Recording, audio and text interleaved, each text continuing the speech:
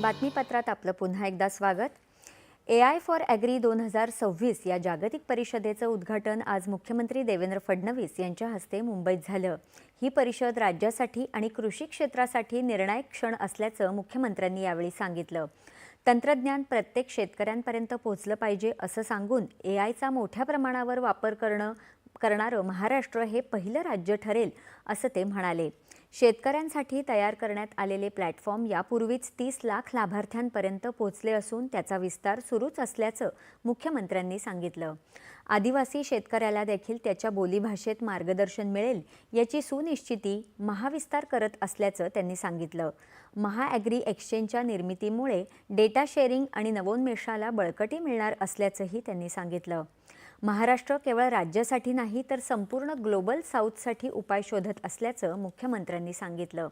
या कार्यक्रमाला केंद्रीय मंत्री डॉक्टर जितेंद्र सिंह उपस्थित होते।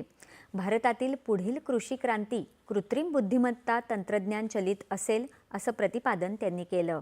महाराष्ट्राच्या 500 कोटी रुपयांच्या महाॲग्री AI धोरण 2025 ते 29 प्रारूपाचं त्यांनी कौतुक केलं।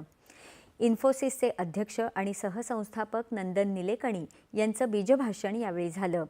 कृषी, शिक्षण आणि ऊर्जा यासारख्या क्षेत्रातील परिवर्तनात भारत नेतृत्व करेल असा विश्वास निलेकणी यांनी यावेळी व्यक्त केला।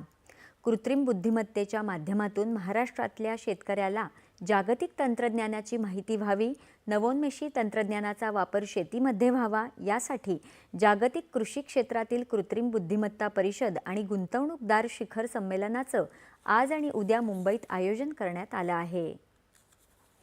AIच्या मदतीने